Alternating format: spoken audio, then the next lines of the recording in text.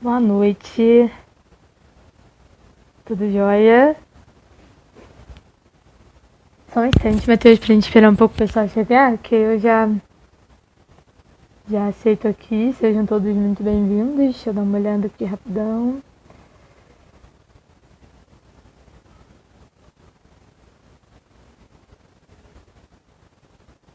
Tudo bem, pessoal? Vamos chegando aí. Boa noite, boa noite. Bom ver todas as pessoas aqui reunidas, né? Daiane, Matheus, nosso parceiro que vai falar com a gente hoje, Lucas, Ângelo, Vinícius, Adriano, Vivi, Carol, Peixoto, Abi Floriano, sejam todos muito bem-vindos. Vai chamando o pessoal, todo mundo, para entrar nessa live agora, porque o nosso papo é sério, vai ser um papo maneiro demais, bacana pra caramba. A gente só vai esperar mais um minutinho só para ver o pessoal chegando aqui, né? Vamos entrando, vamos chamando, vai enviando agora, pessoal, para o pessoal chamando, quem ainda não tá por aqui, vai chamando as pessoas para que elas possam assistir, porque eu tenho certeza que a live de hoje vai ser bem produtiva. Tória, Ana Gnani, que bacana, sejam bem-vindas. Vamos lá então, pessoal, porque hoje vai durar bastante, então não vamos enrolar, né? Sei que ainda tem gente para chegar, mas manda aí que vai chegando, pessoal, aos poucos. Bom, essa semana a Oficina de Valores se propôs a falar a respeito do aborto, né? Contra o aborto. É um assunto que está sendo muito pautado nesse momento, principalmente por causa da questão da STF. A gente vai falar mais sobre isso hoje. Mas a oficina se deu ao trabalho de conversar sobre isso, né? Abrir um diálogo a respeito disso, de um assunto que é muito importante. Então hoje, especialmente hoje, a gente vai falar da questão do aborto a partir das questões jurídicas. E nós vamos ter o nosso amigo Matheus Quintão. Ele vai se apresentar pra gente, vou aceitar aqui para ele poder entrar. Tá aqui, tá dando aguardando. O Matheus vai falar pra gente hoje sobre toda essa questão jurídica. Amanhã tem questão psicológica e na quinta uma questão médica. A gente fala mais sobre isso também no final. Aí fica um convite para quem perdeu hoje, já chama lá os seus amigos. Tá conectando aqui. Eu tô botando aqui a... Opa! Já tá aí, Matheus, que bom! Tá me vendo? Não tô te vendo ainda. As As pessoas estão ouvindo a gente bem? Também eu não porque sei eu se estão me tô... ouvindo bem. Engraçado, eu tô tentando ativar aqui minha câmera frontal aqui rapidinho. Sem problemas, Matheus. Todo mundo ainda chegando, ainda tem mais gente para chegar. O assunto hoje é importante. Quanto mais gente aqui para ouvir sobre ele, é melhor. Mas, hein, Carol, eu vou solicitar novamente, que parece que só tá ativada a câmera da frente, né? Não sei porquê. Eu tô tentando aqui botar a frontal, mas não tá indo. Beleza, vou cancelar aqui então e aí eu tento te convidar. Tá, Pode beleza. ser? Uhum. Rapidinho, gente, problemas técnicos. Pessoal, quem quiser aí também fazendo suas perguntas, tiver algum questionamento, coloca aí agora, porque, bom, vai ficar meio perdido, mas mais pro final a gente vai abrir para responder. Acho que agora foi, hein? Ih, não tá te vendo ainda. O pessoal já tá vendo o Matheus aí? Deixa eu ver. Eu apareço ou não tá aparecendo? Não tá aparecendo, eu só consigo ouvir sua voz. Curioso. Você quer tentar solicitar você de novo? Que aí a gente tenta uma última vez pra gente Tá, ver. tá. Senão Quando a gente recomeça a live. na pior das hipóteses eu troco aqui de celular, pego o celular aqui do meu pai, qualquer coisa. Então, tranquilo, Tá, tranquilo. rapidinho então. O pessoal tá falando aqui, ó, Yara, só a voz do Matheus. O som tá ótimo, que bom. Mas vamos tentar. O Matheus vai me chamar dessa vez pra ver se a gente consegue. Vai solicitar aqui, eu vou aceitar. Vamos ver, esquisito, gente. Galera aí que é boa, com coisa tipo aqui, ó. Matheus, vamos lá.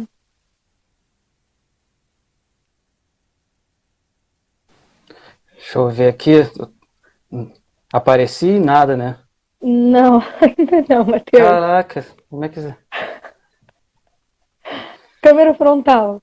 E essas dificuldades tecnológicas acontecem com todo mundo. Então peraí, eu vou ganhar tempo. Vou pegar aqui um outro celular aqui emprestado aqui, então rapidinho. Não, tranquilo. Gente, olha só, eu sou péssima com tecnologia. Eu criei o Instagram tem algumas semanas apenas, mas, mas também não sei absolutamente nada. Daí a gente tá falando que sai e entra novamente. Opa, Niterói presente. Fica aí, Niterói. A gente vai já começar. Carol, vou ficar mandando coração enquanto isso, à vontade. Vamos tentar aqui, o Matheus, Daiane, falou que vai tentar. Daiane é namorada do Matheus, gente, que lindeza, né? Vai tentar pegar outro celular. Vamos ver se ele consegue, né? Com outro celular, qualquer coisa a gente encerra a live, ok, pessoal? E a gente recomeça novamente para a gente poder ter acesso. A Adriana falou, ó, pode ser a limitação do modelo mesmo. Trocando de telefone pode resolver. Eu também acho que pode resolver assim. E aí a gente consegue solucionar esse problema. Mas enquanto isso, pessoal, então, amanhã a gente vai ter uma live sobre essa questão do aborto e essa questão psicológica, né?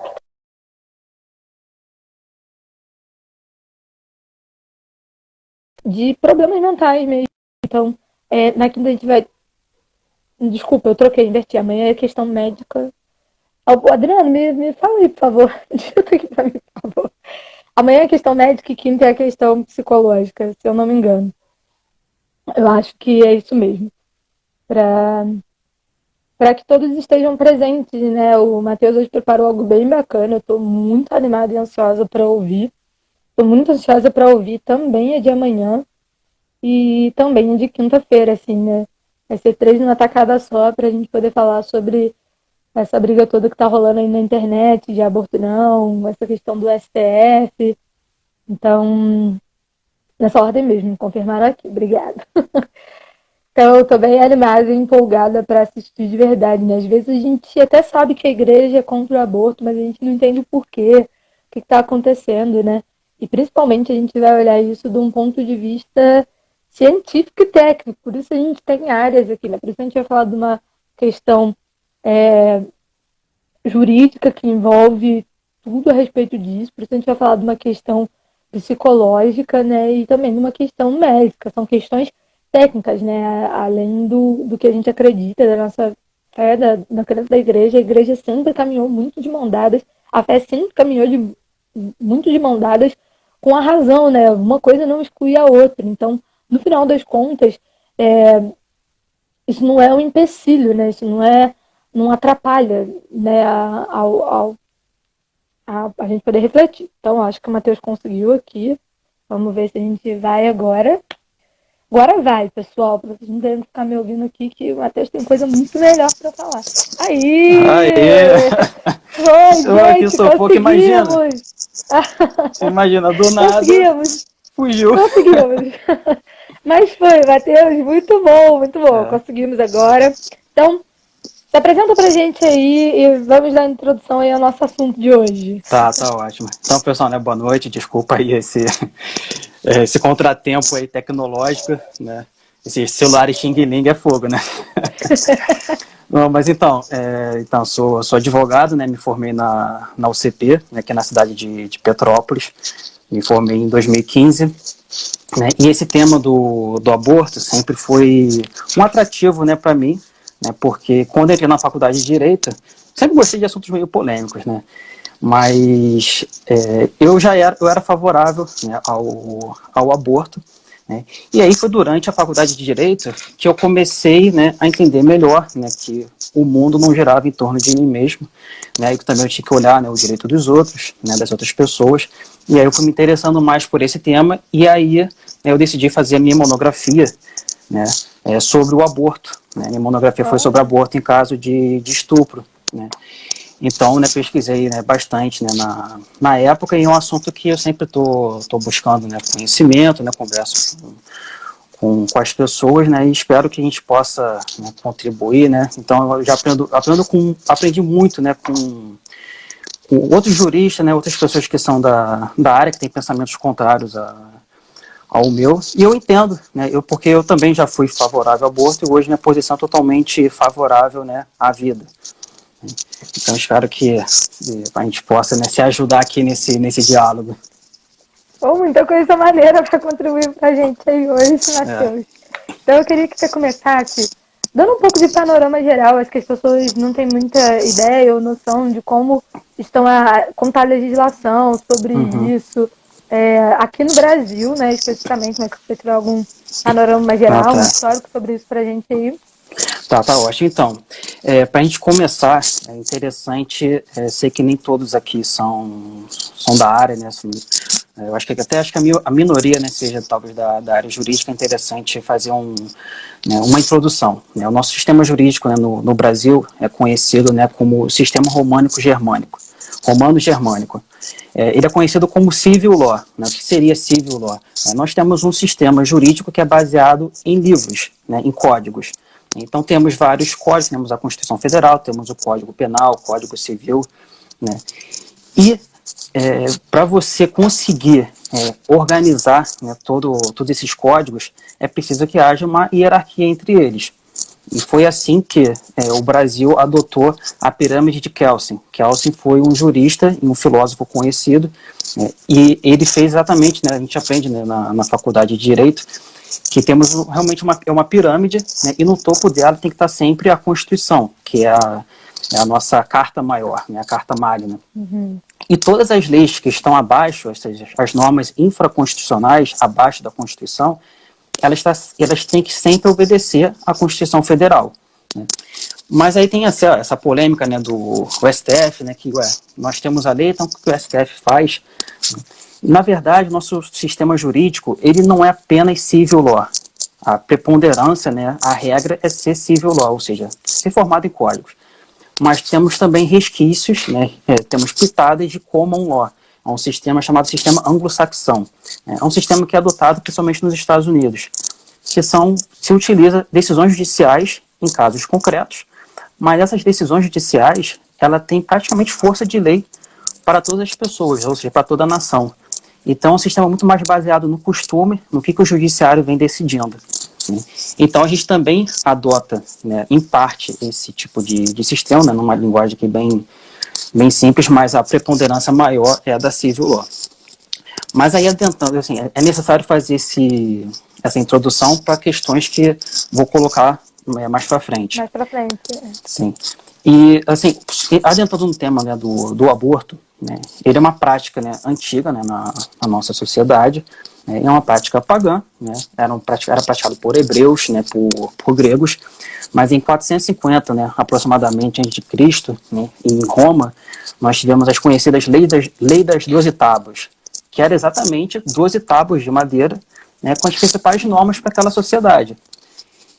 E uma das tábuas, ela não se referia diretamente sobre o aborto, né? Ela se referia ao direito patriarcal, ou seja, o direito do homem, né, do chefe de família, dele ter direito sobre a vida, sobre a liberdade e sobre a propriedade dos seus filhos, da sua esposa, ou seja, ele que definia se iria abortar, se não iria abortar, né? Então ele via que essa criança aqui ela nasceu com alguma má formação, né? Então ele não vai ser um bom soldado, não vai ser um bom agricultor, então eu descarto. Né? Então foi aí que começou, né, as primeiras normatizações. Né? E foi com o cristianismo, mais para frente, que o aborto começou a ser mais questionado, ele começou a ser reprovado, ele praticamente passou a ser comparado com o homicídio. E essa cultura, né, o cristianismo, né, ele influenciou muito, né, graças a Deus, o nosso sistema brasileiro. Então foi no Brasil, em 1830, com o Código do Império, que nós tivemos a nossa primeira norma que proibia o autoaborto. O autoaborto é quando a mulher, né, ela pratica o aborto nela mesma, né, desde usando uma pílula, né, ou usando algum tipo de manobras para poder realizar o aborto nela mesma. Qualquer outra modalidade de aborto, o Código não se referiu, ele apenas penalizou o autoaborto. No Código Penal de 1890, né, um pouco mais para frente, aí sim nós tivemos a penalidade para quem realizasse o aborto na gestante, ou seja, o crime praticado também por terceiro. Então, no caso, o médico que realiza o procedimento, né, na gestante, ele também passa a ser penalizado. Agora sim. Mulheres também, né, Oi? um ganho para as mulheres nesse sentido, Sim, né? Essa nova lei. Sem dúvida, que o foco era apenas como se realmente só a mulher que praticasse ali um crime, sendo que, na verdade, ela estava sozinha, né?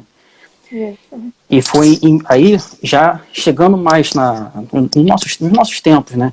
Em 1940, nós tivemos a promulgação do Código Penal que a gente tem até hoje, né? Então, nosso Código Penal, ele é bem antigo. Então, eu até separei aqui os artigos. Nós temos, são 5 artigos que a gente tem no nosso Código Penal que fala, né, sobre o aborto, né? Então, o primeiro artigo é o artigo 124 do Código Penal, né, que ele tipifica a conduta do aborto provocado pela gestante ou com seu consentimento. A norma fala assim: provocar aborto em si mesma ou consentir que outrem lhe provoque. O nosso código ele dá pena de detenção de 1 a 3 anos. Ou seja, essa modalidade aqui, né, é quando a mulher ela pratica o autoaborto ou ela tem ajuda indireta de outra pessoa, né? No caso, uma pessoa que instiga ela a abortar, né, ou que dá algum comprimido, né, no momento que a mulher precisava de apoio, essa pessoa, pelo contrário, ela instiga a mulher a abortar. Então, essas duas, nesse caso, pega a pena de detenção de 1 a 3 anos. Depois nós temos o aborto provocado por terceiro. Essa é a modalidade a mais gravosa que a gente tem, né, que é provocar aborto sem o consentimento da gestante. Muitas vezes a gestante que está, por exemplo, no hospital, né, e o médico, sem o consentimento dela, vai lá e pratica o aborto. Vê que ela está grávida e pratica o aborto, em nenhum momento perguntou. E aí, nesse caso, ele responde por reclusão de 3 a 10 anos. Depois, a próxima conduta é quando a mulher provocar aborto com consentimento da gestante. É diferente da conduta do artigo 124, que nesse daqui, a mulher ela tem o consentimento da mulher, mas aqui a pessoa ela atua diretamente. No artigo 124, a pessoa atua indiretamente. Então, ou seja, no artigo 124, a mulher tem ciência, né, mas a outra pessoa só trabalhou instigando. Aqui não.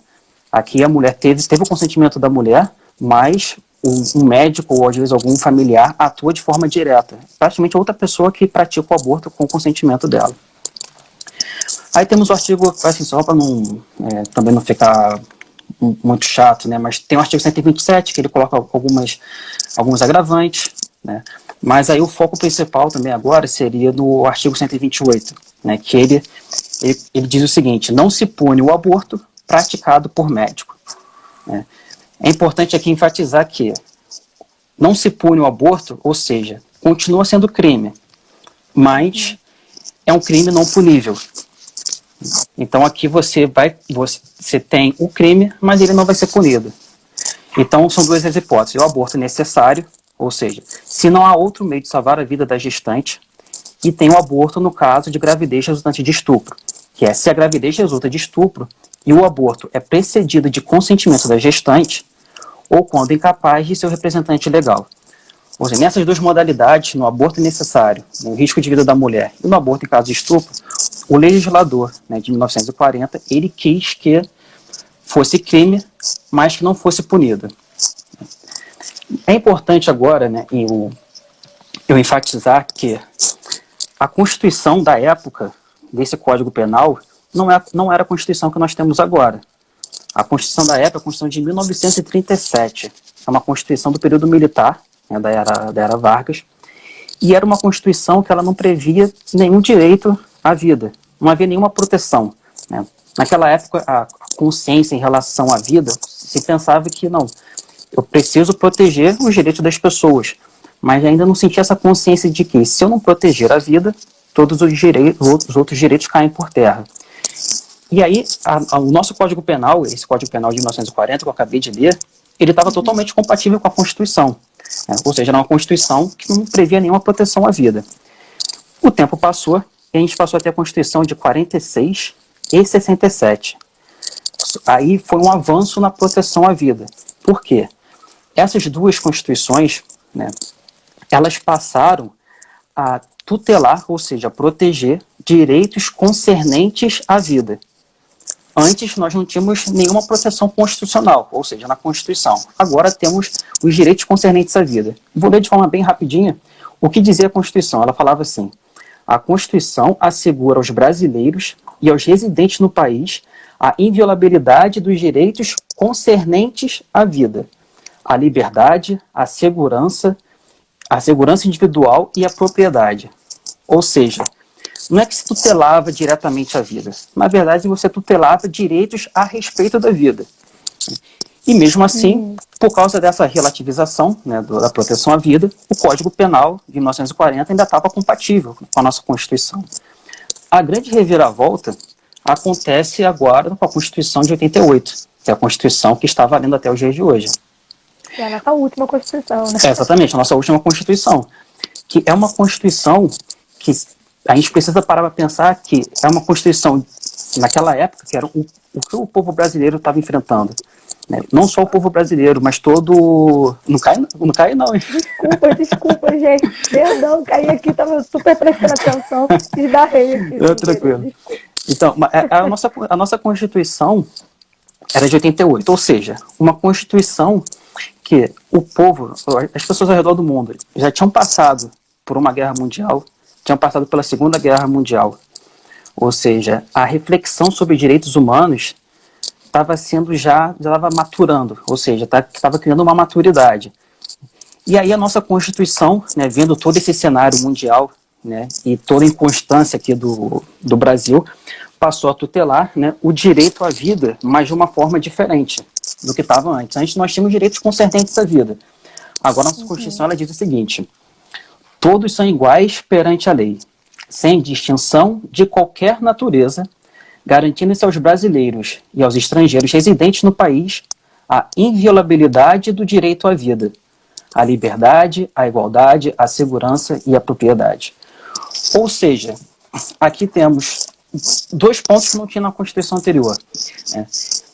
Todos são iguais perante a lei. Ou seja, não importa a sua condição de vida, de nascimento, condição financeira, sua raça. Né? Aqui a nossa Constituição já queria deixar de lado, né, todos os resquícios de ditadura militar, de nazismo, de todos os sistemas totalitários. É um avanço, né, para o povo brasileiro. Sim, totalmente. Gigantesco. A nossa Constituição, muitos criticam por ela ser muito prolixa, né? Mas em relação a essas garantias, né, a direitos fundamentais, né, nesse ponto ela foi muito bem feita. E aqui ainda tem um ponto que é interessante, que ela diz, sem distinção de qualquer natureza. Poderia ser simplesmente todos são iguais perante a lei. E já parte para o próximo ponto. Mas tem essa observação, sem distinção de qualquer natureza. E depois, a grande diferença para a Constituição anterior, que antes dizia inviolabilidade dos direitos concernentes à vida, mas assim, agora, ou seja, agora é o próprio direito à vida que é inviolável. Antes eram os direitos concernentes à vida. Aí que o nosso Código Penal, ele passa, né, muitos os cristãos de maneira geral, passaram a questionar que o nosso Código Penal, nessa parte, né, que ele excepciona, né, as hipóteses de aborto, né, que permite o aborto, né, em algumas hipóteses, ele praticamente viola a nossa Constituição. Não praticamente, realmente ele viola a nossa Constituição, que não permite nenhuma exceção em relação à proteção ao direito à vida. Porque não seria à toa que o legislador ia colocar inviolabilidade do direito à vida. Poderia colocar direito à vida. Ele estaria comparado a todos os outros direitos que ele mesmo colocou no Código, que é direito à liberdade, direito à igualdade. Mas logo o direito à vida fez questão de colocar inviolabilidade do direito à vida. Isso tudo, né? E assim, se eu falar muito rápido, eu tenho muito devagar, pode aqui chamar atenção, alguém comenta aí. Tranquilo, né? Pode deixar. Né? Mas tá indo então, ok, isso... tá indo tranquilo. Tô acompanhando. Então, isso tudo é o que está assim, no nosso código, ou seja, na nossa Constituição e também no Código Penal. E onde que o STF, né, entra nisso tudo? É uma questão importante, o STF, né? Ele realmente... O STF está legislando, né? Uma questão aí bem importante. De todos nós, né? Realmente, as pessoas ficam... as pessoas realmente ficam confusas, porque ela pega o Código Penal, pega a Constituição, né, não vê nada falando sobre feto anencefalo, não vê sobre microcefalia, né, de onde que o STF está tirando isso. Então, né, nós temos, né, como que eu falei lá no início, né, nós temos no nosso ordenamento jurídico, ou seja, no nosso sistema jurídico, né, essas pitadas de common law, ou seja, de decisões judiciais que têm valor, né, que são aplicadas, né, que servem para ser aplicadas no Brasil todo. E é o que a gente chama de jurisprudência, ou seja, se você tem um conjunto de decisões, né, de um tribunal sobre um assunto, você tem um entendimento do tribunal sobre aquele assunto específico, sobre o aborto, você cria uma jurisprudência, ou seja, a jurisprudência do STF, quando diz no jornal, né, a jurisprudência do STF, é o entendimento do STF sobre aquele assunto. E no caso do aborto, ele tem uma jurisprudência, né, que ele fechou em 2012, sobre o feto anencefalo, né. E eu sempre gosto de falar que eu gosto de sempre de mencionar, né, quem propôs essa ação, né, porque o STF ele não acorda de manhã cedo e pensa assim, hoje eu vou decidir sobre aborto, né, vou lá legislar, né. Então assim, até se a gente quiser ser levado a sério, né, no debate público, na conversa mesmo com as pessoas, né, a gente não pode, né, sair falando que não, o STF decidiu, acordou de manhã cedo, vou criar uma lei. Então, a gente até entendo, porque assim, tem umas críticas a fazer realmente, mas não funciona assim, dessa forma. Então, sobre o feto anencefalo, né, ele teve essa decisão em 2012, que foi uma ação proposta pela Confederação Nacional dos Trabalhadores da Saúde. Propôs uma ação chamada, foi a DPF 54, esse nome é a DPF, que é Ação de Descumprimento de Preceito Fundamental. Simplesmente esse nome é muito bonito, que quer dizer a ação de descumprimento de um preceito da Constituição que é fundamental, de uma norma da Constituição que é fundamental. E o pedido, né, da Confederação Nacional dos Trabalhadores era que fosse reconhecido o aborto do feto anencefalo e fosse dado isso como um direito da mulher. O STF, à época, ele entendeu que o feto anencefalo, né, o aborto de feto anencefalo, era um fato atípico, ou seja, era um fato que o Código Penal simplesmente não citou, né, realmente, você olha o Código Penal, não tem nada sobre feto anencefalo. E a gente tem um princípio, né, no direito penal, né, que não há pena sem lei anterior que o defina. Ou seja, para você considerar uma prática como crime, você precisa de uma lei antes. Porque simplesmente, senão, o Estado vai sair vendo condutas que ele discorda e vai falar ali na hora, não, isso é crime. Então você precisa da lei antes. Eu depois vou voltar nesse tema aqui do feto anencefalo, né, vou bater aqui em alguns argumentos que os ministros usaram, né. Na verdade, não sou eu, Matheus, que vou bater com os meus argumentos, quem sou eu, mas vou simplesmente compartilhar argumentos que outros ministros do STF também usaram. Então, assim, para resumir, né, sobre o aborto de feto anencefalo, como não estava no Código, a Constituição não falava nada, o STF decidiu que é um fato atípico, né, que o Código Penal não trata, então vai ser um direito da mulher. Foi assim que argumentou o STF. E agora, a polêmica que está dando agora, né, nessa semana, né, é de uma ação, né, que foi proposta em 2016, a ação foi proposta pela Associação Nacional dos Defensores Públicos. Ou seja, a Defensoria Pública, né, não a Defensoria Pública, né, mas a Associação dos Defensores Públicos propôs essa ação em 2016, uma ADI 5581, né, uma ação direta de inconstitucionalidade. O que é isso? Né? É uma ação, né, que você propõe no STF questionando uma lei federal ou uma lei estadual. Desculpa, mas só quem pode apresentar uma ação é uma associação, é um grupo de pessoas, é só... Não, então, temos pessoas específicas, tem um rol taxativo que tem na nossa Constituição, o artigo 103, deixa eu ser, as pessoas podem ter essa dúvida, deixa eu pegar aqui rapidinho, deixei separado,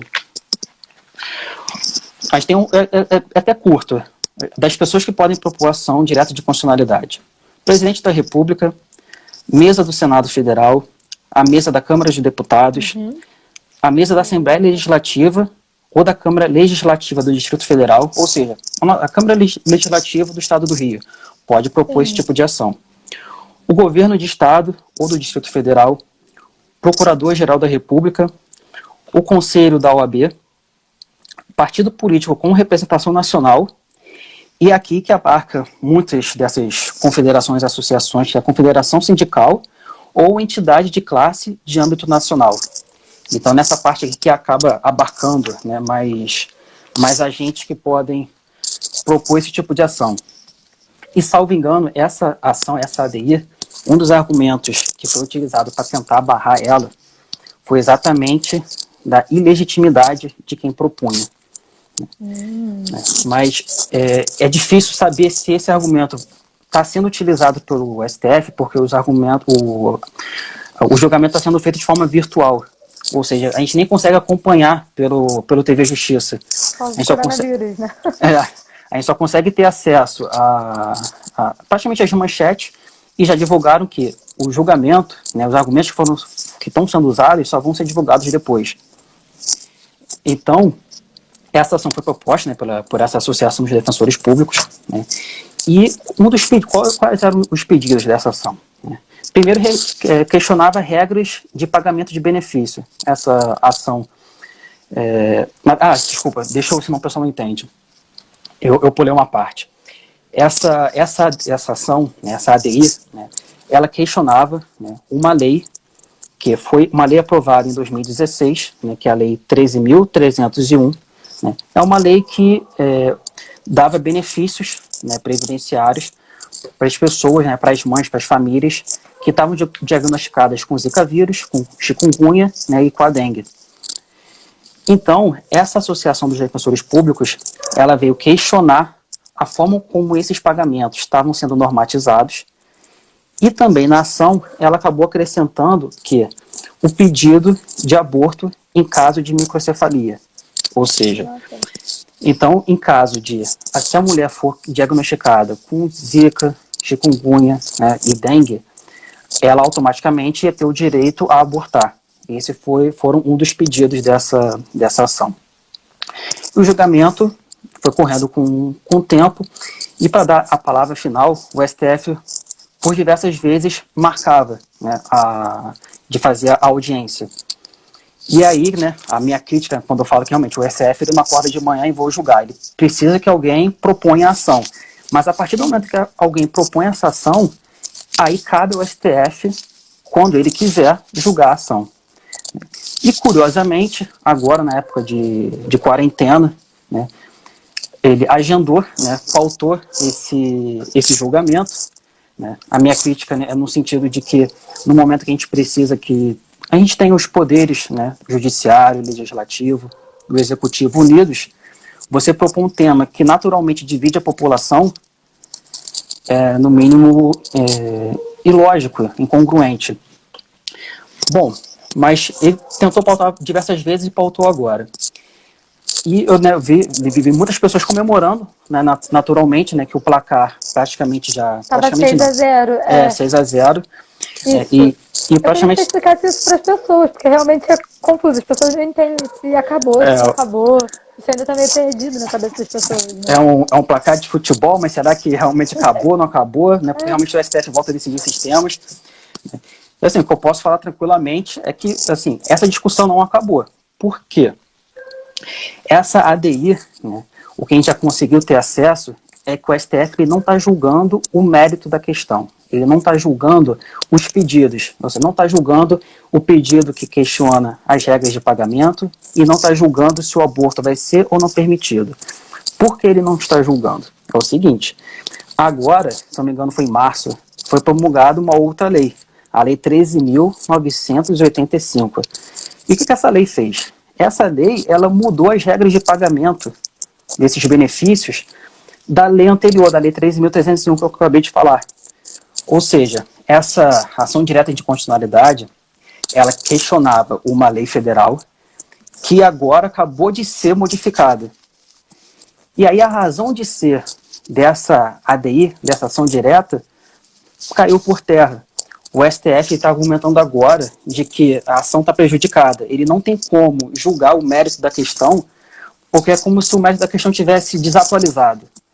Ou seja, ele vai precisar, provavelmente, né, assim que for divulgado, né, como que foi os argumentos utilizados, e provavelmente daqui a um tempo, né, talvez daqui a alguns meses, talvez a própria Associação Nacional de Defensores Públicos ou qualquer outra associação vão provavelmente depois entrar com uma ação direta de constitucionalidade, agora questionando essa lei nova.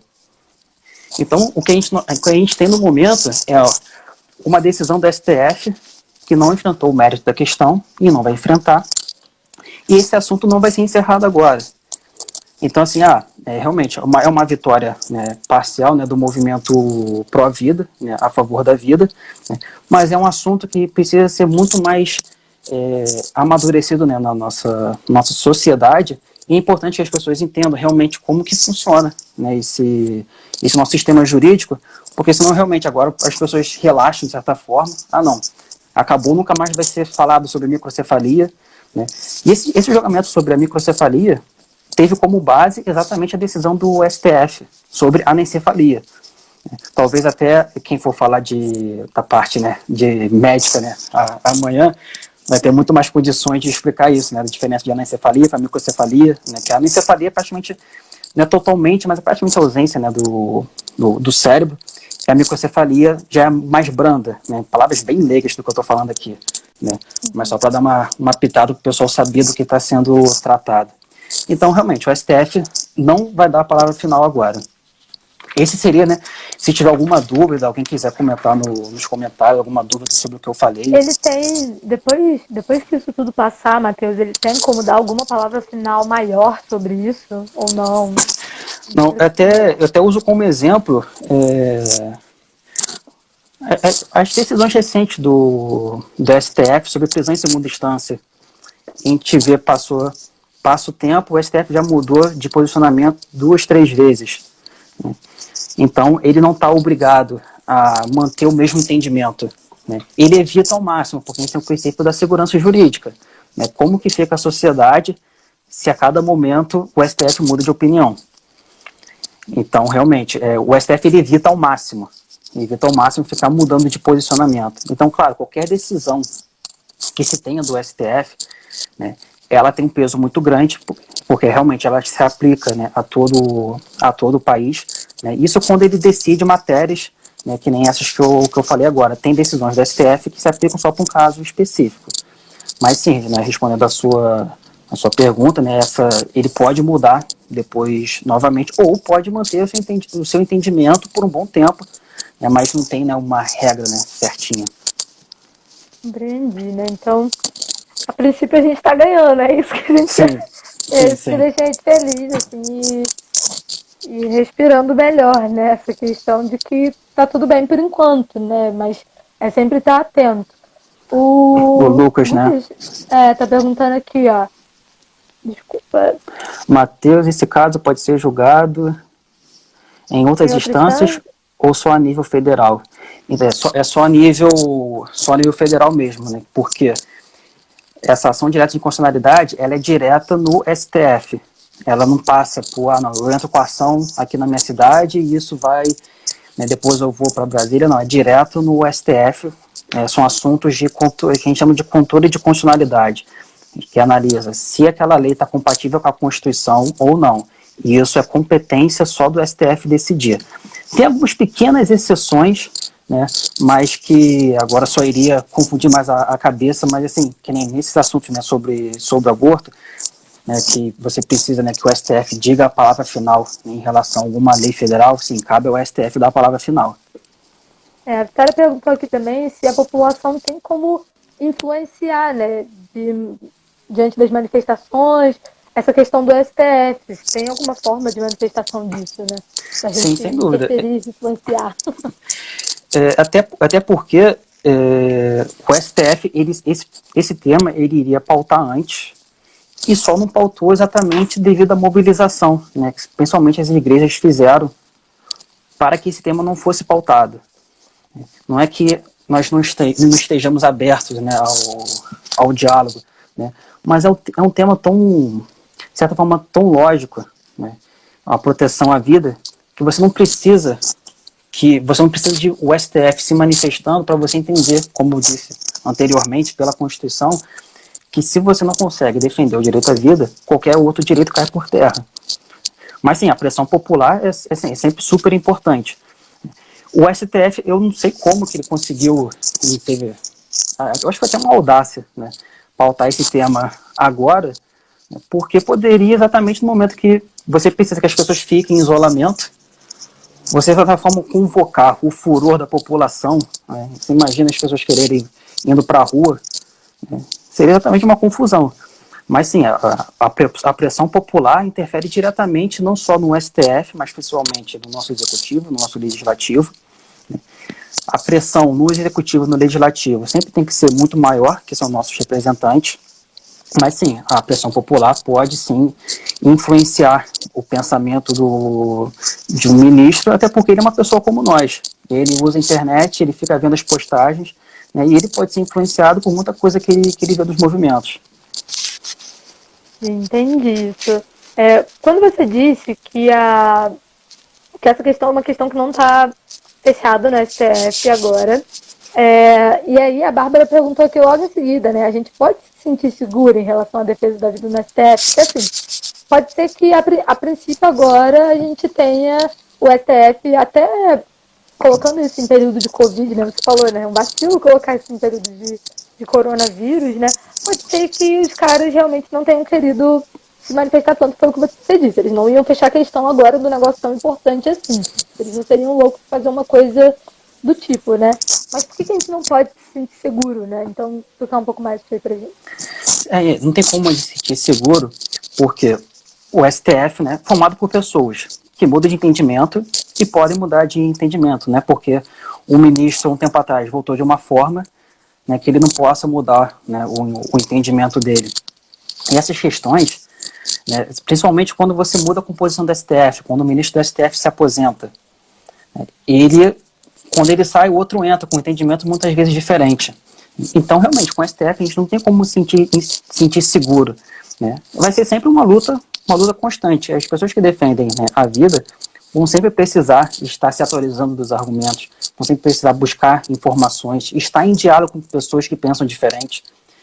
E a pressão popular, o STF, ele na verdade, ele interpreta, né, a nossa Constituição. Ou seja, se a pressão no legislativo não for feita, né, se não forem feitas leis que protegem a vida, que protegem a vida da mãe, a vida da criança, né, que propõem soluções realmente que respeitem, né, direitos fundamentais das pessoas, o STF, ele não tem como inventar a lei ali na hora. Tem momentos que ele inventa a lei, né? Isso mais pra frente depois eu falo. Mas, em regra, né, ele precisa que também o legislativo faça parte dele. Então, se você passa a ter, por exemplo, uma norma que deixa bem claro, né, deixa mais claro ainda, direito à vida desde a concepção, sem exceção alguma, né, vou dar um exemplo bem simples, né, o direito à vida desde a concepção, né, sem exceção alguma, fica muito mais difícil para o STF ele agora dar uma nova interpretação a esse texto. Ele consegue fazer isso porque muitas das nossas normas são muito mal feitas. Sim, e é isso que você falou, né? Quando a gente fala sobre uma sociedade que influencia, é influenciar também na escolha de quem está lá, né? A possibilidade que a gente tem de escolha direta de quem vai estar lá é no legislativo, né? Então, é saber escolher bem as pessoas que vão estar lá para que elas criem legislações que não sejam dúbias, né? Que não sejam, que criem ambiguidade, né? Que não criem uma dúvida nas pessoas. Até aproveita aí, Matheus. Até veio assim aqui agora, né? Que sempre quando tem momentos de eleição, a gente foca muito, né, no presidente, né? E a gente vê que o presidente ele não é o monarca, ele não tem o poder todo nas mãos dele. Então, o nosso voto em relação aos deputado estadual, federal, esses temas principalmente são decididos pelo deputado federal que vai lá e faz a lei, né? Se a gente simplesmente vota numa pessoa que me dá um benefício aqui e outro ali, e depois eu vou reclamar que o STF está decidindo de forma contrária ao meu interesse. Ele está interpretando, é isso. Ele está interpretando, exatamente. É isso. Você falou aí, Matheus, do negócio que me chamou a atenção, que foi essa questão do legislativo, decidir sobre ações sociais que faltem e ajudem mais e abarquem mais essa proteção da mulher, essa coisa de estar atento para que a gente não chegue aos finalmente de um aborto ou de ter que chegar a alguém pensar nisso, né? Tipo, então eu gostaria que você falasse um pouco para a gente do que você tem falado no meio jurídico, né? O que você tem dito sobre propostas ou o que você tem pensado a respeito disso, né? Você falou que fez uma monografia, teve alguém que falou lá em cima. Conta pra gente um pouquinho Sim. disso pra gente. Então, assim, fala um pouco pra gente, né? A gente tem algumas propostas, né, de leis que tramitam, né, no Congresso. E é difícil essas propostas, está cada vez mais difícil essas propostas irem para frente, né, porque exatamente a população vota mal. Né? Então, assim, você imagina para você aprovar, né, um projeto de lei, né, em que você precisa muito da maioria, né, dos deputados para você votar aquilo, você precisa passar por várias comissões, né, você simplesmente não reúne todo mundo e vota. Você passa por várias comissões, né, para você consiga aprovar uma medida, aprovar uma lei. Então, realmente, a gente precisa votar e votar melhor. E temos alguns projetos de lei. Por exemplo, tem um projeto de lei 478 de 2007. Ele proíbe o Estado de privar o nascituro de direitos. É uma medida, né, é um projeto de lei que visa exatamente impedir que exista exceção para se abortar o nascituro, né, ou seja, o feto, né, o embrião, né, a criança. É um projeto de lei, né, que ele já se arrasta por um tempo, né, desde 2007, e quando se parece que você vai conseguir formar uma maioria, né, aí você tem que parar a tramitação porque não se tem maioria para votar. E é um projeto de lei que ele prevê exatamente maiores proteções, né, ao nascituro e também à mulher, né, ele prevê hipóteses de adoção. Né, e tem diversos projetos que estão correndo hoje na nossa Câmara, assim como tem projetos exatamente para se aprovar o aborto, que também são dezenas. Mas assim, o PL, né, o projeto de lei 478, né, é um dos mais ou o mais famoso. Né. Temos agora o projeto de lei 4754 de 2016, esse é mais recente. Esse eu vi muitas pessoas, né, se referindo a esse projeto, porque ele prevê o crime de responsabilidade dos ministros do STF. E esse projeto foi muito elogiado, eu também gostei desse projeto, mas a visão prática dele talvez não venha a ser efetiva. Eu espero estar errado. Né? Mas, assim, meu papel sempre é alertar, né, as pessoas. Por quê? Esse projeto, né, de crime de responsabilidade do ministro do STF, quem vai dar a palavra final, né, se o ministro do STF vai sofrer impeachment, se for aprovado, vai ser o Senado Federal.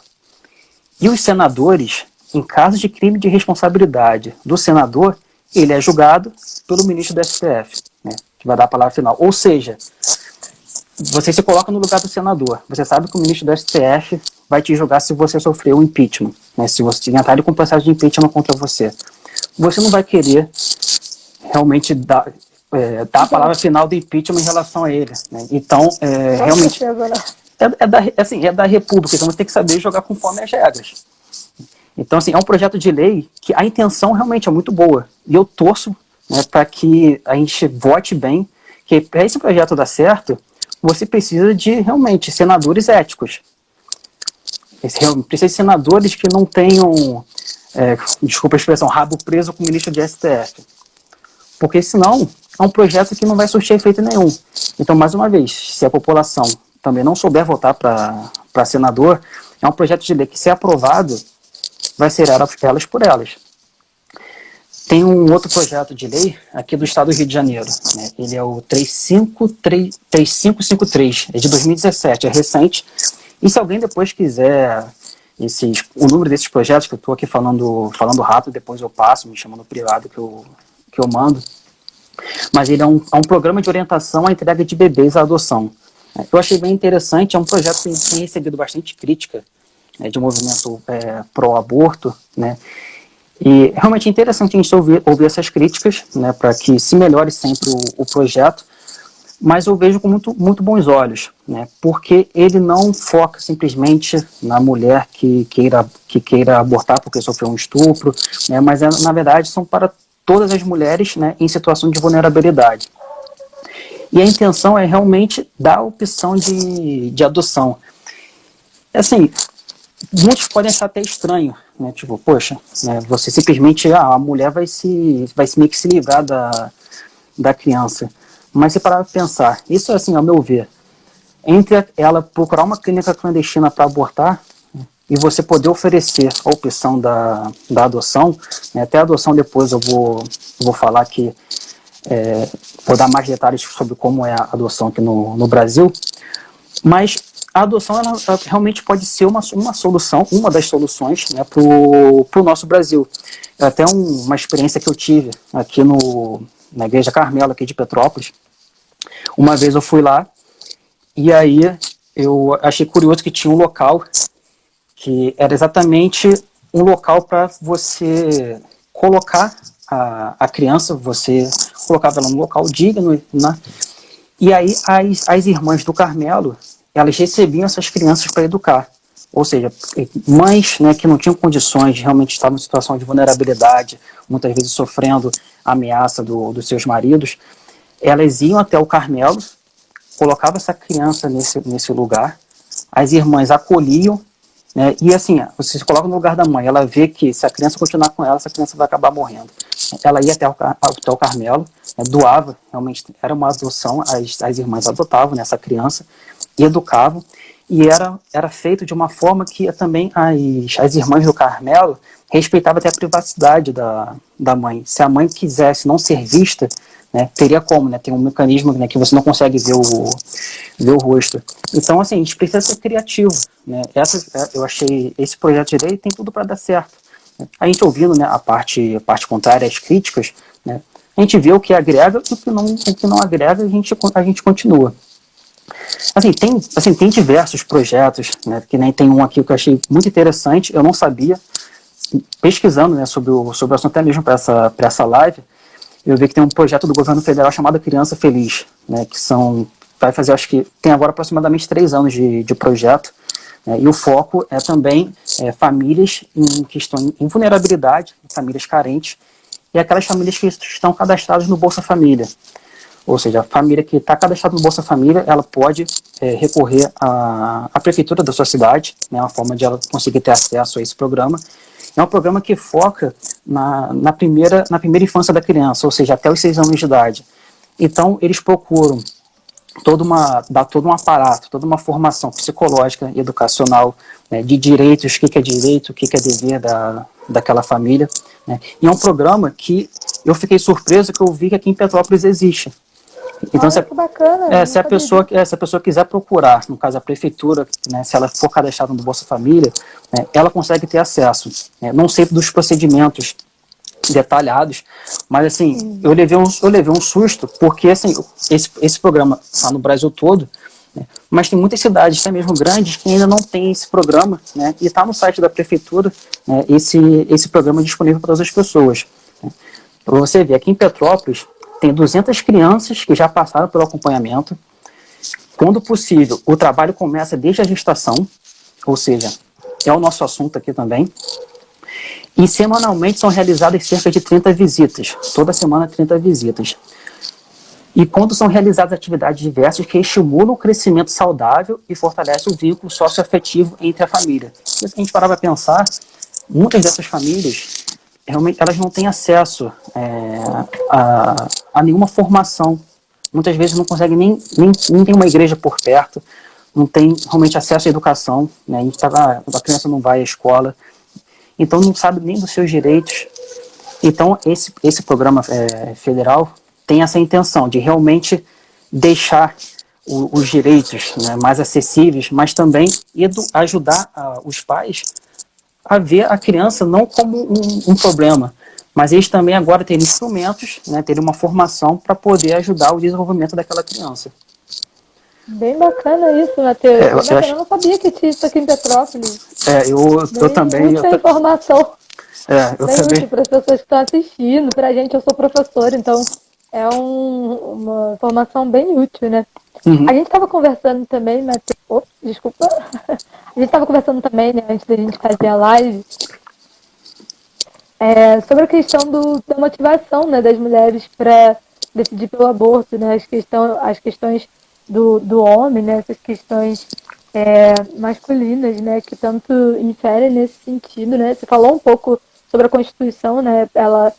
A pessoa que obriga, né, a mulher a cometer algum tipo de aborto, né, o que acontece com muita frequência, né, um homem ou alguma outra um terceiro, né? E eu queria que você falasse um pouco disso pra gente, né? Dessa questão desse papel masculino e o que sofre, né? Essa questão também da punição, né? Da punição que é feita para as clínicas clandestinas, né? Que tem muito pouca punição e eles são os maiores culpados por isso acontecer, né? E queria que você falasse um pouco mais sobre isso, né? E no final a gente vai falar sobre adoção mais, tá? O pessoal tá falando aqui que Tá, beleza. bacana, esse assunto é bem bom, a gente tem coisas bacanas pra falar, né? Então, até que essa crítica, né, que precisa ser feita, né, aos homens é a mais pura verdade. Porque muitas vezes no debate do aborto, o foco é muito em cima da mãe, né, da criança, né, o direito de um, o direito do outro, né, e muitas vezes quem acaba ficando imune, de certa forma, a críticas é o próprio homem. Né. Então, muito se fala, né, de uma crise Tô vendo aqui. Gente, dá um ok se a live. Eu Tá acho tudo que a sua certo? imagem deu uma parada. Ah, é? Mas eu acho que Voltou, voltou. Voltou. voltou. Então, a gente fica muito preso, até mesmo no. Se você for conversar com qualquer pessoa de opinião contrária, o foco fica muito entre o que é direito, né, da mulher, né, direito da criança, né?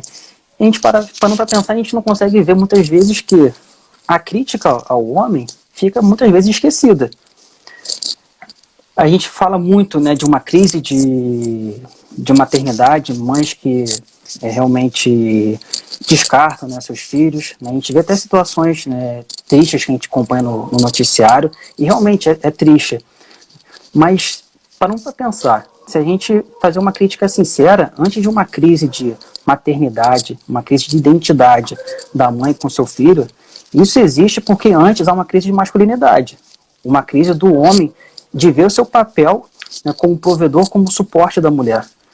Eu falo isso até uma autocrítica, né, porque a gente muitas vezes a gente aprende, né, no dia a dia, né, não, coisas da casa, muitas vezes não, é com a mulher, não, criança é com a mulher que fica com a criança, né, e isso vai sendo incutido, né, nas pessoas de que não, o homem fica num posicionamento mais afastado, a gente cria no homem, né, o homem na verdade praticamente se estimula nessa posição de que não é da minha conta sobre isso, eu não tenho responsabilidade. Né. E assim, até aí é uma opinião pessoal também, muitas vezes a gente vê isso desde a adolescência, né? Os pais, né, que falam, os homens, né, que falam para os seus filhos, né, não, hoje você não precisa ser fiel a ninguém, né, que não sei o quê, que você não tem responsabilidade, não precisa dar satisfação, né, à sua mulher, que não sei o quê, para onde você vai sair e tal, essa encheção de saco, né. Então assim, estou dando um exemplo bem um pouco mais extremo, mas isso vai criando, né, no homem um sentimento de total irresponsabilidade. E isso depois, mais tarde, muitas vezes quando ele vê, né, a esposa, né, a mulher, a pessoa com quem ele teve relação, ter uma criança, a primeira atitude que ele faz é sair fora. E depois nós temos que arrumar meios, né, de resolver esses pepinos, né, que foram criados. Isso, aí muitas vezes o foco fica na mulher, o foco fica na criança, e no debate sobre o aborto precisa ser muito mais falado, muito mais criticado e conscientizado o papel do homem, né, que não pode se ausentar da sua responsabilidade. Qual foi outra questão também que você falou? Não, a Ana colocou aqui, né, a questão sobre a negligência paterna, né, se tem algum artigo nisso. Matheus, rapidinho, eu acho que o nosso tempo está quase se encerrando aqui. Sério? Então, pra gente, aqui é porque a gente demorou no início, aí vamos só, pessoal, rapidão aqui, encerrar essa live e aí a gente começa uma nova para o Matheus não ser prendido no meio de um argumento, tá bom? Vamos recomeçar, volta todo mundo, hein? Não fica todo mundo de fora não, hein? Tem ainda coisa boa para falar. Voltou. Então, continuando o que você estava falando, né? Você estava falando sobre a questão paterna. A Ana tinha feito uma pergunta sobre tem algum artigo na legislação a respeito da negligência paterna. E aí, sobre as punições das clínicas clandestinas, né? Porque também essa é uma crítica muito grande, né? De que as clínicas clandestinas têm poderia ter uma punição maior. Né? Sim, deixa eu até falar primeiro sobre essas clínicas clandestinas, né? Porque realmente a nossa legislação, né, quando o pai, né, que abandona, né, sua família, ele pode responder por abandono de incapaz. Então, assim, a nossa legislação tem punição para isso. E as clínicas clandestinas, né, elas respondem por esse artigo que eu li no início da live. Ela responde junto, muitas vezes, com o médico. Ou seja, cada membro da clínica clandestina vai responder na medida da sua culpabilidade. Ou seja, de acordo com a maneira como ele atuou, né, ele vai responder. Né, se teve o aborto sem o consentimento da gestante, né, ele vai responder de uma forma. Né, mas se teve o aborto com consentimento da gestante, né, por outra. Então, essa mesma legislação, esses mesmos artigos que tratam sobre o aborto no Código Penal, né, que eu li mais no início da live, são os mesmos que são aplicados às clínicas clandestinas. E fica muitas vezes... Desculpa, Matheus. E qual que é o tipo de punição para, assim, diretamente, né, falando sobre isso? Então, a punição é a prisão, né, mas vou até detalhar aqui a prisão, que nós temos a prisão de reclusão, né, temos a prisão de reclusão e detenção. Né, aqui nas modalidades do aborto, por exemplo, quando o aborto é praticado pela própria gestante, por exemplo, né, é pena de detenção. De 1 a 3 anos. Detenção é quando você não pode começar no regime fechado. Tem um regime fechado, tem um regime semiaberto e tem um aberto. Ou seja, na hipótese que a mulher pratica o aborto nela mesma, né, ela vai responder por detenção de 1 a 3 anos, mas ela não pode começar a pena no regime fechado. Ela começa no semiaberto ou no aberto. As clínicas clandestinas, elas vão responder no artigo 125, 126, 127 do Código Penal, né, que é quando é provocar aborto sem consentimento da gestante. Vai responder por pena de reclusão, de 3 a 10 anos. Ou seja, a pena de reclusão, diferente da de detenção, já permite o regime fechado desde o início. Ou seja, a pessoa já vai para a prisão direta. E o aborto com o consentimento da gestante também pena de reclusão, mas aí é uma forma mais branda, de 1 a 4 anos. Ou seja, se você tem um consentimento da gestante, ela procurou a clínica clandestina, a pena vai ser menor. Mas se ela foi levada, ela não sabia, né, que seria realizado o aborto, já estava no hospital. Né, e muita gente foca, né, até nas clínicas clandestinas, né, sendo que muitas vezes isso acontece em clínica particular, né, clínicas que a gente vê aí todo dia, que acontece aborto, a gente não faz ideia. Então... e a questão que você está falando, né, do legislativo, dele ter que legislar de maneira melhor sobre isso, né? Ele pode criar de alguma forma alguma lei que faça com que a punição seja maior, com que a punição seja mais arrochada, porque você tem uma fiscalização maior sobre isso e é algo que é nulo, né? Porque você falou, né, sobre as ações que são feitas pró-vida. Eu acho que uma ação totalmente pró-vida é você punir de maneira mais efetiva quem é muito mais culpado por isso, né? Uhum. São essas clínicas particulares, clandestinas, né? Então é realmente difícil, né? A gente tem pouca coisa sobre isso, foi o que a gente falou antes, né? É necessário que tenha realmente mais gente no legislativo pensando a respeito disso, né? A gente tem esses artigos que tratam das punições, né?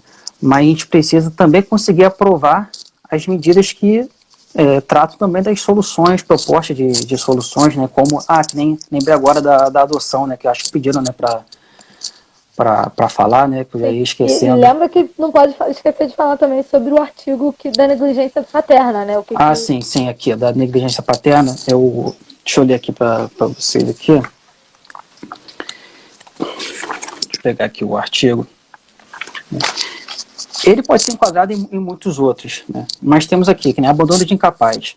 Artigo 133 do Código Penal. Abandonar pessoa que está sob seu cuidado, guarda, vigilância ou autoridade, e por qualquer motivo incapaz de defender-se dos riscos resultantes do abandono. Aí a pena de detenção de 6 meses a 3 anos. Aí tem os parágrafos. Se o abandono resulta lesão corporal de natureza grave, aí agrava para reclusão. Reclusão de 1 a 5 anos. Se resultar morte, aí reclusão de 4 a 12 anos. Tem aqui as hipóteses de aumento de pena, né? Se o abandono ocorre em um lugar abandonado, né, aí a pena aumenta mais ainda.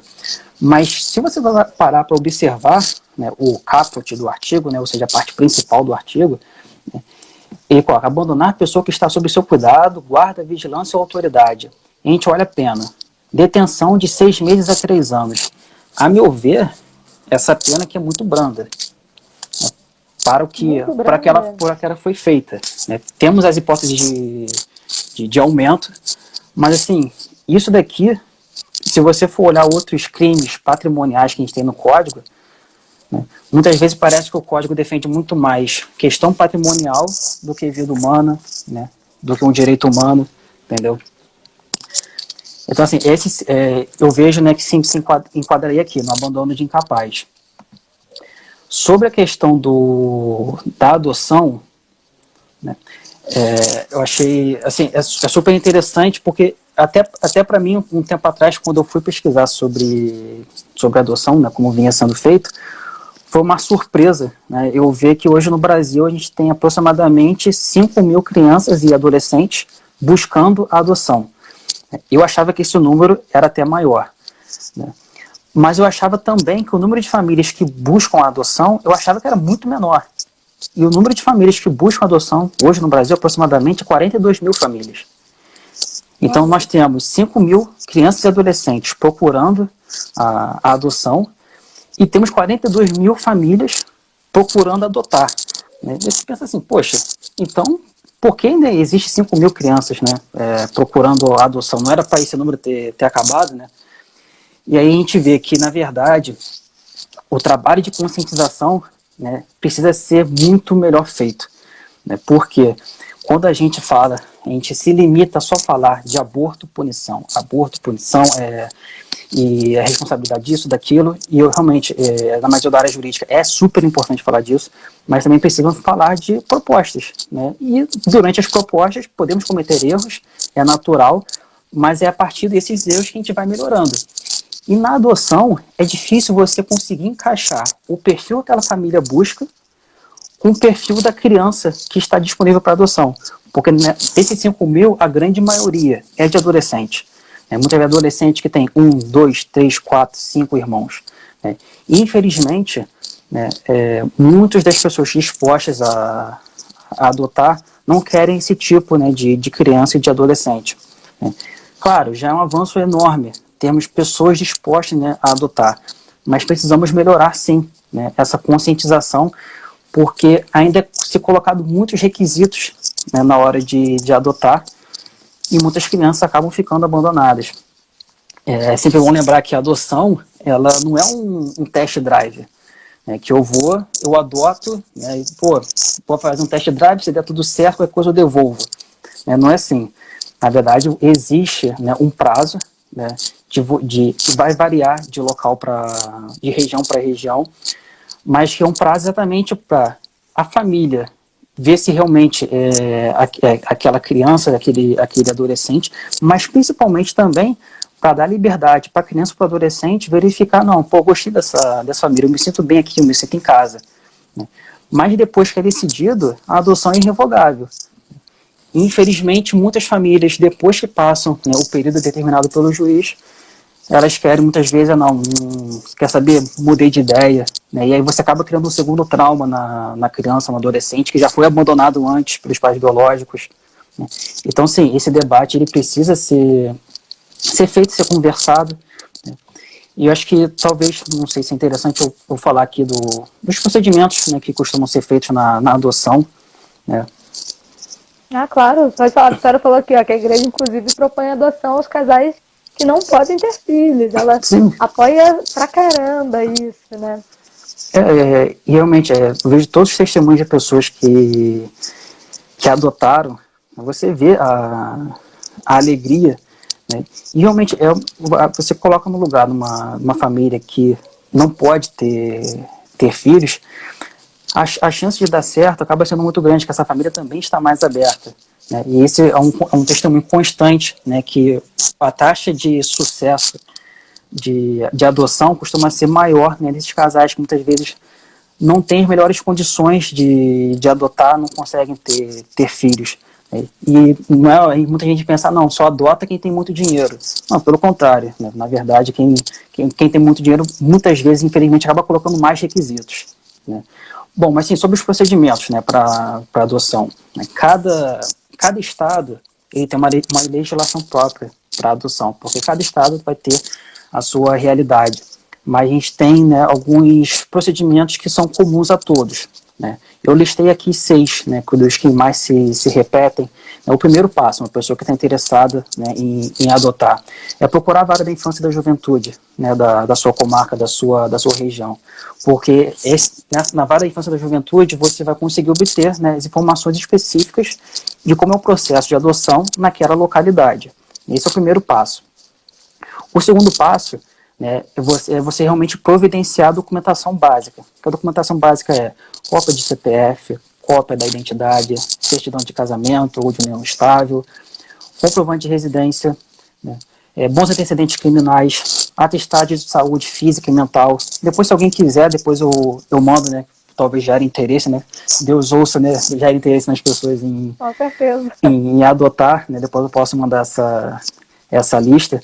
Então, assim, essas são documentações até básicas que é bom você ter independente do assunto, seja para adoção ou qualquer outra, é sempre bom você ter cópia desses documentos. Esse é o segundo passo. O terceiro passo é, os candidatos, eles participam de um curso. Né? Esse curso, o principal objetivo desse curso é criar essa conscientização. Eles preparam, né, essa pessoa que deseja adotar, né, preparação psicológica, né, de direitos e deveres deles como família e também de quem vai ser adotado, qual vai ser o seu papel, né, que você realmente vai passar a ser pai ou mãe, né, daquela criança, daquele adolescente. E a ideia desse curso é principalmente criar uma conscientização, né, que realmente não é um mercado. Eu não vou ali escolher uma criança ali por trás, realmente. Ali tem uma história, né? Cada criança ali, e muitas vezes é uma história difícil, que já foi abandonada. Né?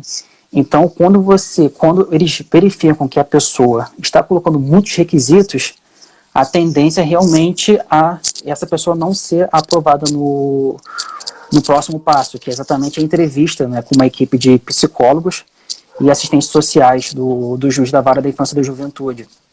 E é exatamente nesse momento que eles também verificam qual o perfil de criança e adolescente que aquela família quer.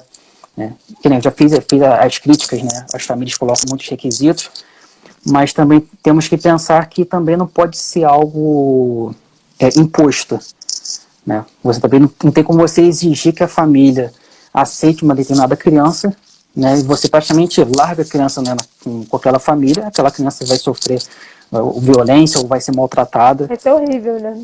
Então, o principal trabalho é de conscientização, né, para que a família, né, aceite um número maior de perfis possíveis, né, para que não se tenha nenhum trauma depois. Aí depois, né, o juiz ele aprova ou não esse candidato, que pode ser uma pessoa, pode ser uma mulher, um homem, né, pode ser um casal. Né, hoje no Brasil, para adoção, né, não existe nenhum pré-requisito, né, se a pessoa está solteira, casada, né, não importa. Não, é a partir quando o nome é aprovado, ele vai para o sistema local e o sistema nacional de adoção. Então, assim, basicamente é isso. Se alguém depois quiser que eu repita, que assim, existem muitas outras regras, mas que irão depender de determinada localidade. Depois, se alguém quiser, eu posso mandar também no privado, alguém mandar uma mensagem, tá tranquilo. Sim, Matheus, bem bacana e um incentivo bom para as pessoas, né? Para as pessoas que têm o desejo, que não conseguem ter filhos, né? É uma resposta também contra o aborto, né? De que tem muitas famílias querendo ter filhos, né? Tem muitas famílias aí desejando e sonhando com isso, né? Uhum. Então, tem mais alguma coisa, Matheus, que você gostaria de falar? Alguém tem alguma pergunta para o Matheus? específica para a gente dar uma olhada? Eu não captei mais nenhuma pergunta por aqui. Se alguém quiser fazer agora. É que depois... Não, pode falar. Depois, assim, eu só separei aqui aqueles principais, né, os argumentos que muitas vezes são utilizados para defender o aborto, né, bati alguns os principais argumentos, né, depois eu compartilho com o pessoal, se ninguém tiver nenhuma outra dúvida, eu parto para isso. Se alguém não tiver mais dúvida, né? Não, mas eu gostei muito, Matheus, foi muito, muito enriquecedora para mim, né? A gente tem muitas dúvidas dessa questão toda jurídica, né? Às vezes a gente fica nessa coisa lá, seja zero, a gente não sabe nem o que está acontecendo, a gente está totalmente por fora. A gente às vezes é confuso entende, mesmo. Né? Às vezes a gente não entende que a gente, enquanto sociedade civil, pode inúmeras vezes propor, influenciar e contribuir para que a gente continue sendo pró-vida, né? Que a gente continue tendo uma sociedade que pense na vida das pessoas e nas pessoas todas, né? Foi o que você falou, propor cada vez mais uma legislação que protege a mulher, né? Que cuida da mulher, que tem esse olhar para esses cuidados. Falta tanto ainda, né? Tanto ainda precisa ser feito em legislação de proteção às mulheres, né? Como você também bem disse, né, tem tanto ainda, a punição é tão pequena ainda para crime tão grave quanto o das clínicas, tanto particulares quanto clandestinas, que realizam e fazem isso, né, ao invés de ficar punindo só a mulher de maneira muito veemente, né, de maneira quase que é tudo culpa tua, as clínicas sofrem muito abaixo disso, né, os pais que também abandonam e fazem pedidos absurdos, né, para as mulheres abortarem, né, que a pena para esses caras ainda é muito pequena, é muito abaixo do que é esperado, né, ainda tem muito pouca proteção à mulher psicológica, a gente vai falar sobre isso, né, o Zé e a Clara, mas foi muito, muito enriquecedor, Matheus, eu particularmente gostei demais, eu espero que o pessoal que está assistindo a gente também tenha gostado e curtido tanto quanto eu, né, foi muito positivo, aprendi bastante coisa. E eu gostaria que você encerrasse a nossa live, então, já que a gente não tem pergunta, ninguém fez perguntas, todo mundo foi sanado. Se tiver aí, ó, o Matheus, depois procura o Matheus, procura os valores, né, pra gente poder sanar essas dúvidas. Mas eu gostaria que você desse um recado final, né, para as pessoas a respeito disso. Você falou que tinha uma frase bacana para falar, um exemplo acaba que o pessoal de advogado gosta de falar, né, então eu comi o tempo todo, né, todo o meu tempo que a gente vai falar, já comi o suficiente. Foi ótimo. Mas assim, eu acho que se eu pudesse resumir, né, toda a argumentação contra o aborto, eu resumiria, eu até separei uns tópicos aqui, né, que eu faço uma alegação, não eu, né, mas ao jurista Ives Granda Martins Filho. Ele resume bem, né? Até depois, se alguém quiser livros, de indicação de livros, né? Tem um monte aqui. Mas que o aborto nada mais é do que uma grande eugenia, né? Uma grande hierarquia de vidas, né? Vidas com e sem valor, né? E a gente sabe que isso não existe, né? Eu separei aqui alguns tópicos, né, para exatamente fazendo uma relação entre como que o aborto é comparado com a escravidão nos Estados Unidos. Eu acho que essa relação é importantíssima, as pessoas terem essa consciência. Nos Estados Unidos e no Brasil, o aborto nos Estados Unidos foi aprovado, né, com alguns dos trechos que eu vou dizer aqui agora, né, e a ideia é fazer o mesmo tipo de aprovação no Brasil. Os argumentos que foram utilizados nos Estados Unidos foram os seguintes: o nascituro não é pessoa e pertence à sua mãe. O nascituro, ou seja, o feto, não é pessoa perante a lei, mesmo que seja tido por ser humano. O nascituro, ele só adquire personalidade ao nascer. Quarto argumento: quem julgar o aborto mal, que não o faça, mas não deve impor esta maneira de pensar aos outros. Quinto argumento para o aborto: toda mulher tem o direito de fazer o que quiser com o seu corpo. Sexto argumento: é melhor o aborto do que deixar uma criança mal formada enfrentar a vida. Esses foram os argumentos utilizados pela Suprema Corte Americana. E aí, por incrível que pareça, isso foi em 1973.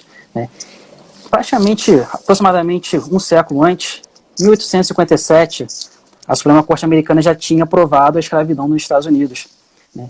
E os argumentos utilizados pela Suprema Corte dos Estados Unidos para aprovar a escravidão, né, que hoje, eu acho que, eu acredito que não tenha dúvidas que a escravidão é um mal, né, os argumentos foram os seguintes: o negro não é uma pessoa humana e pertence ao seu dono.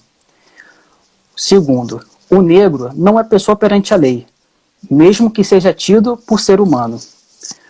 O negro só adquire personalidade perante a lei ao nascer, não havendo qualquer preocupação com sua vida. Quarto argumento: quem julgar a escravidão um mal, que não tem escravos, mas não deve impor esta maneira de pensar aos outros, pois a escravidão é legal, de acordo com a lei. Quinto argumento: o homem tem o direito de fazer o que quiser com o que lhe pertence, inclusive com seu escravo. E sexto e último argumento: a escravidão é melhor do que deixar o negro enfrentar o mundo sem condições. Então, assim, poderia levar aqui um tempão argumentando, mas acho que com essa relação fica bem nítido. Não precisa argumentar, né? Não precisa. Você tá com... é isso, né? Sabe? O aborto é o mesmo que... Esses argumentos para o aborto são a mesma coisa que esses argumentos para a escravidão, que são totalmente um absurdo na concepção de direitos humanos, como que disse, né? Assim, seria um retrocesso você aprovar o aborto agora. E assim, se alguém quiser, eu tenho argumentos que tratam da questão do estupro, do caso de necessidade, né? Todas as modalidades de aborto, né? Como se proteger, né, a vida, né? Eu tenho, né, esse material, posso disponibilizar à vontade. As pessoas podem me procurar no privado, que mando sem problema algum, que não é difícil a gente defender a vida humana, basta que a gente se coloque no lugar do outro. É isso, Matheus.